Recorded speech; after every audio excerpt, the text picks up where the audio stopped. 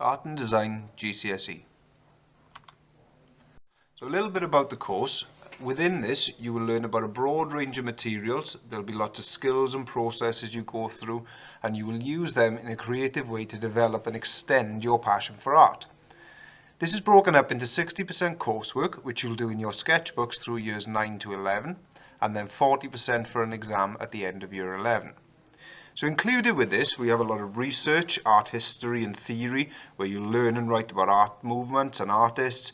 You'll think about the past and the present artists, and you'll use all this information to help guide your artwork.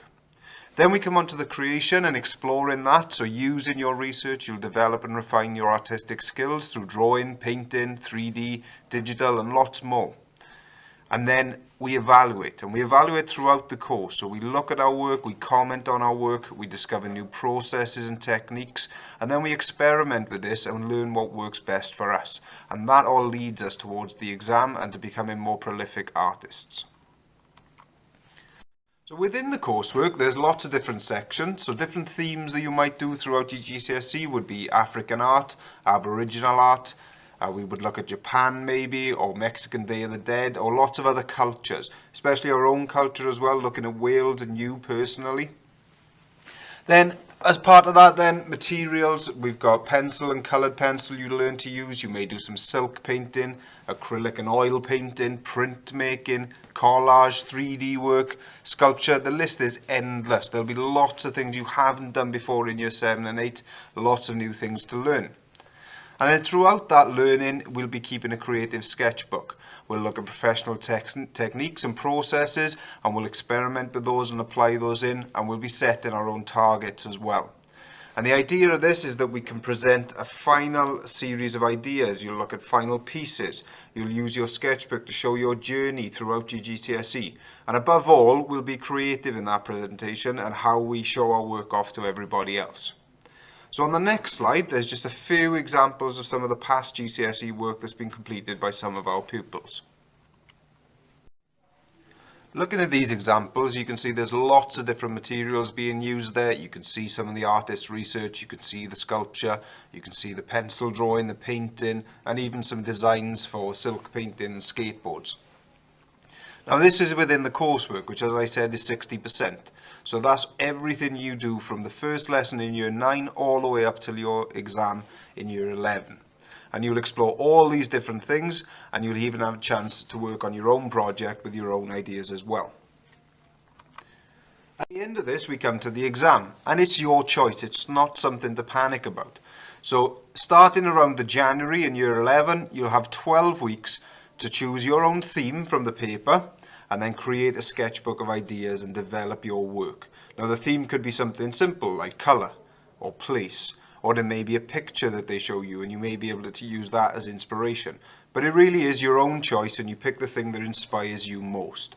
So throughout those 12 weeks, you'll then be building your own designs, you'll be building your own artist research, and you'll be basing all of this work around that question, working in a similar way to the way you did in your coursework. At the end, you'll get 2 days, so 10 hours in the art room to complete your final piece. Now it is under exam conditions, so you can't bring in phones and different things like that, but you will be allowed your sketchbook to assist you. So all the work you've crammed into that sketchbook over 12 weeks is there to help support you in creating your final piece. And obviously the teachers will be there also. When it comes to the assessment, your assessment is based on 4 areas, and they are each worth 25%. So your coursework and your exam are marked in the same way, using the same criteria.